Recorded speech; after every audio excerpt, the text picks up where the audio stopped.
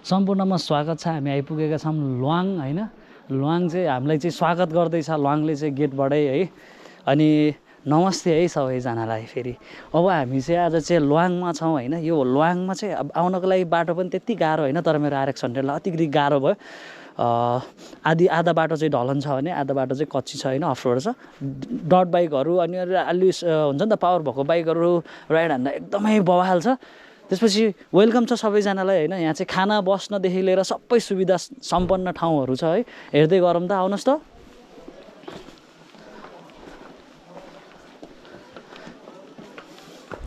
यो चाहिँ ल्वाङ है, वहाँ माथि ल्वाङ भ्यालेज भनेर लेखेछ।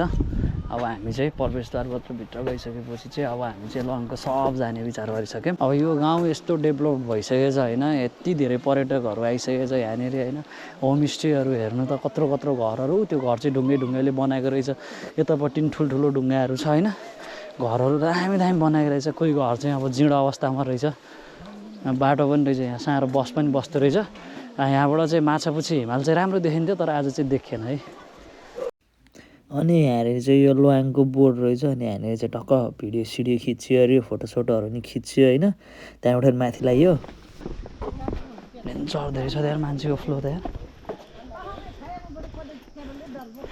सकिन्न साना। यही हो चियाबारी, ल्वाङको चियाबारी यही हो गाइस। यहाँभन्दा माथि हामी हिँड्न सकिन्न, हामी एउटा फर्किने। तिमीहरूलाई घुम्न मन छ भने मेरो भिडियो हेरेर घुम्न आइज। म फिनिस।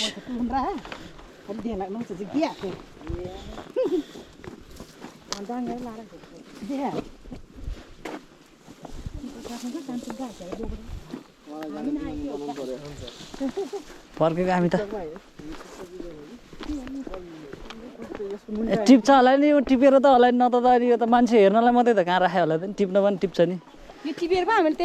त्यही त नि, यो केटाले जानेकै छैन क्या, यो भक्कसी सिक्दै हो।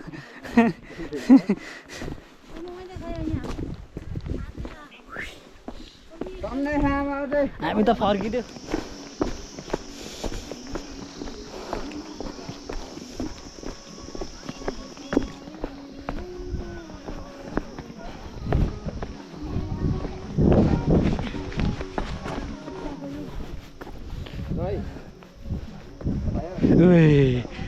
अब चाहिँ आइसक्यो लगभग वाइल टाढा रहेछ नि। ल्वाङमा चाहिँ डेन्जरै फ्लो छ है गाइस, डेन्जरै फ्लो छ। मान्छेहरू देख्नुभयो भने तपाईँले एभ्री वाइल्ड बाह्रमा मान्छेहरू छ क्या। ओ माई गड होइन। यो गाउँमा आजभन्दा 10 वर्ष पहिला आउँदा चाहिँ यहाँ केही थिएन क्या। यति छिटो होइन, यहाँ यति फास्ट चाहिँ हुन्छ नि त। मेरो गाउँ यहीँ नजिकै हो होइन, मेरो घर।